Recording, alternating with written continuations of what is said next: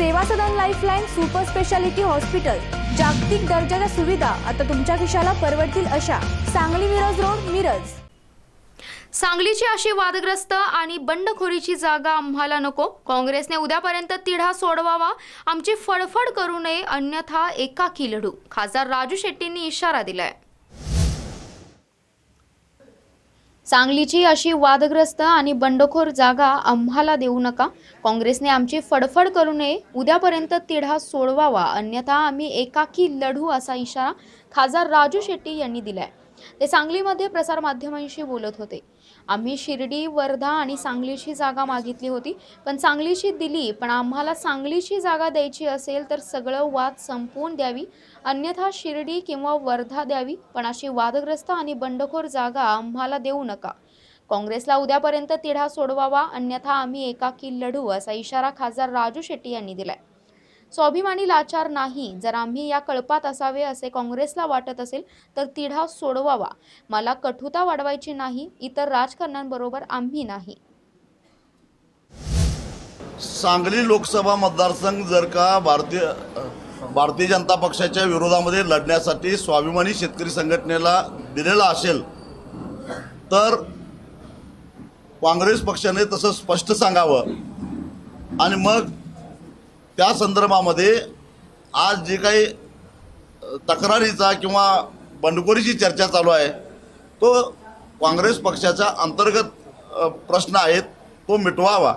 अशी वादग्रस्त जागा घेण्यामध्ये स्वाभिमानी शेतकरी संघटनेला रस नाही। एक तर हीच जागा पाहिजे अशी आग्रही भूमिका आमची कधी नव्हती आणि नाही।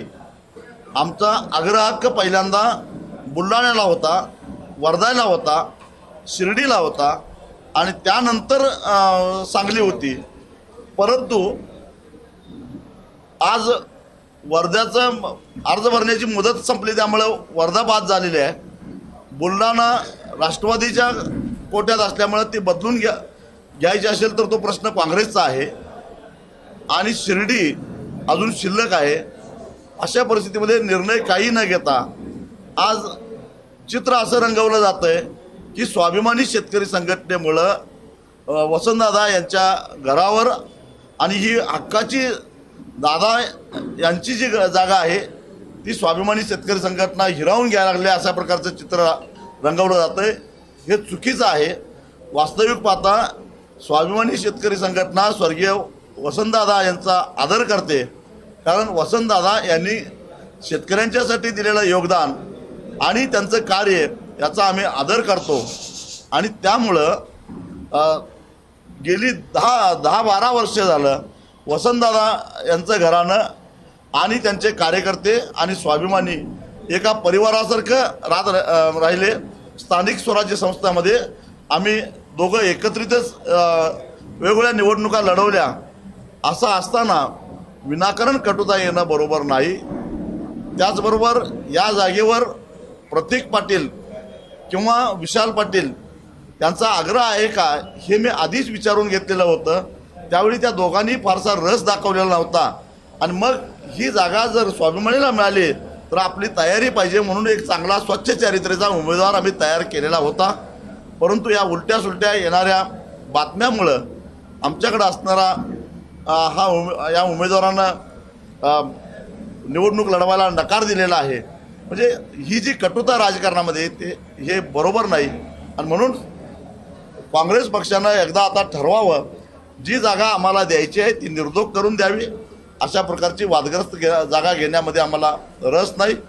उद्यापर्यंत जर याचा निर्णय झाला नाही तर असा वाद घालत बसण्यापेक्षा आम्ही भारतीय जनता पक्षाबरोबर लढाई तर आम्ही अनेक वर्षापासून सुरू केलेली आहे, ती आमची तशीच राहील। सगळ्यांच्या बरोबर लढण्याच्या ऐवजी आम्ही एकटे लढत राहू आणि हा निर्णय आम्हाला लवकरच घ्यावा लागेल। आंतरराष्ट्रीय ख्यातीचे डॉक्टर BS भोसले यांचं आशा होमिओपॅथिक क्लिनिक, आजाराच्या मुळाशी पोहोचणारी आधुनिक उपचार पद्धत। निराश होताय कशासाठी? होमिओपॅथी आहे सर्वांसाठी। बँक ऑफ इंडिया जवळ, शिवाजी रोड, मिरज।